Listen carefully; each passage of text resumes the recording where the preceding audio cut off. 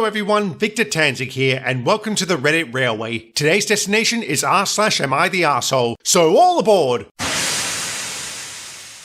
My daughter is 12 and I've been teaching her how to create and respect boundaries that are age appropriate. I want her to understand it's okay to say no to things that make her feel uncomfortable. There's a boy in her class who keeps bothering her and her female friends at recess. I've encouraged her to tell me or her teacher when this happens. A few days ago during class, the teacher asked the kids to form groups of 4 or 5. She was in a group of 5 with some other girls. The boy who had been giving her trouble came over and said he was joining them. Another girl said they already had 5 and he should work with another group. He said no because the teacher had said about 4 or 5. My daughter then said she didn't want to work with him, as did a few of the other girls. He then said, "You can't exclude me like that. It's against the class rules." My daughter said she didn't care. She told me all of this, saying she had been firm but polite. Then I got an email from her teacher. She said there had been an incident at school where my daughter had excluded the boy, and that wasn't allowed in her class. She wanted me to have a talk with her about it. However, the teacher did confirm everything my daughter had said. I felt proud of my daughter for her honesty. I sent back an email saying, "Dear teacher, I'm sorry, but this is not a lesson I feel comfortable teaching my daughter. She's at an age where she is already dealing with unwanted attention, and I'm making it a point to teach her that she does not have to be around anyone who makes her feel uncomfortable. I want her to understand a young lady is able to choose to spend time with people who make her feel respected. I understand you are aware of how this boy has been behaving. I think it is a very dangerous lesson to teach a girl she has to include everyone, regardless of how uncomfortable it makes her feel. I was brought up on this mindset. I was taught to ignore my own comfort level and became the victim of men who use my inability to say no to their advantage. It's a dangerous lesson and no longer appropriate at that age. Thank you." She emailed me back asking for an in-person meeting with the principal. I'm preparing for that, but wondering if my email was too harsh. Am I the arsehole for how I responded to my daughter's teacher? Not the arsehole. OP is teaching her daughter an invaluable lesson, one that should be taught to all children. Boundaries are important. If you don't have any, people will take advantage of you. Simple as that. Granted, there are situations and people you just have to deal with regardless of how it makes you feel. That's just life. But this isn't one of those situations. The daughter didn't have to work with this boy and she chose not to. I do somewhat get why the teacher would have an issue with this. Getting excluded is the first step towards being bullied, and no teacher would want that for their student. But if she was aware this boy had been bothering the daughter, wouldn't it make more sense to have them not work together? This teacher sounds like an idiot. You were right to send off that email, OP, and you were a lot kinder than I would have been. There is an update to this post, so let's see what happened.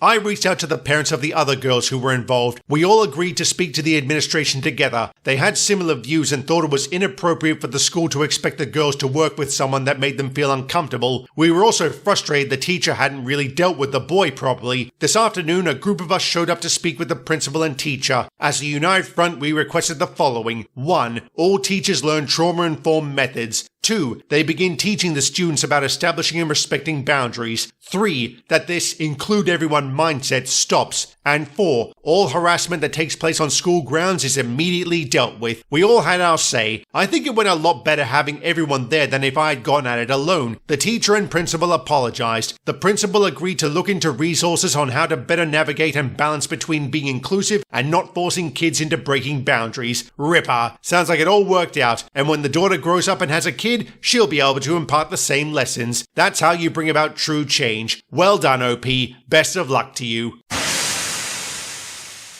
Our daughter has had various issues. She had a speech delay, didn't make eye contact, was extremely hyperactive, had trouble making friends, fidgeted a lot, was extremely strict with rules, and a whole bunch of other stuff. My wife and I suspected that she may be autistic, and we took her to a psychologist when she was 4. The psychologist diagnosed her with hyperactivity disorder, although we don't know if it coexists with her autism or if it was a misdiagnosis. From ages 8 to 11, we gave our daughter as much early intervention as possible. She even saw behavioral and speech therapists. Since she was a bookworm, I gave her various books about how to make and keep friends. We also got her into a special class to help build her social skills. It wasn't until the end of the 4th grade she actually got diagnosed with autism. Her psychologist was excited to tell her, but we were against this. We wanted to wait until our daughter was old enough to understand. We are aware of the stigma neurodivergent people experience, and we didn't want our daughter to go through that. We decided to hide it from her until she reached adulthood. When our daughter was in the 6th 6th grade, she was bullied due to her autistic traits. She was gaslit, taken advantage of, and had many false friends who backstabbed her. It made our daughter insecure about her poor social skills. It left her with such immense trauma that she still has triggers and is in therapy. Today, she came to us and asked, "What's autism?" We told her autism affects a person's brain chemistry, which makes them behave differently from neurotypicals. We asked why she wanted to know. She then told us she had found some of her old medical records and read them out of curiosity. From these, she found out she was autistic. She was upset and asked why we didn't tell her. We explained we wanted to wait until she was older since we didn't want her to get hurt by other people. She angrily yelled that happened anyway. She said, "All this time I thought there was something wrong with me. If it weren't for you, I wouldn't have taken the bullying to heart and would have felt differently. Instead, you made my pain worse." Now she's in her room crying and refuses to speak to either of us. We are starting to wonder if we should have told her about her autism when we knew. Of course you should have, you moron. If she had cancer, would you have kept that from her? Jesus, tap dancing Christ. I get wanting to protect your child, but you failed miserably. I wouldn't be surprised if the daughter never trusts her parents again. If anything, I hope she doesn't. A betrayal like this, coupled with the trauma she's gone through from bullying, she's going to carry that for the rest of her life. There is an update, so we'll see if she forgives them or not.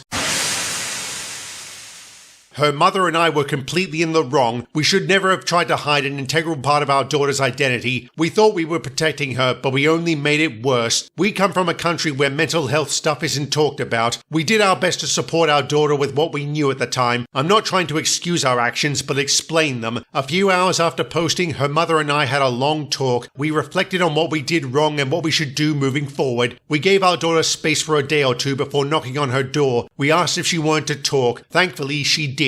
We apologized for what we did. We told her that we love her no matter what and promised we would be better parents moving forward. She says she understands we were just trying to do what we thought was best for her, but she still felt hurt. Not just that we kept this from her, but that she had to find out from medical records of all things. She said she doesn't know if she could ever trust us again. Our daughter is still angry and we understand why, but at least we're on speaking terms. We're doing our best to help her and got her another therapist. Her mother and I are doing research into autism and are working with her school to give her a proper support system. Her mother and I have also looked into family therapy. We feel ashamed for not realizing sooner how we were hurting our daughter. She seems happier now that she understands why she is the way she is. We fiercely love our little girl and are lucky to have her, but she's unlucky to have you. Sorry, OP.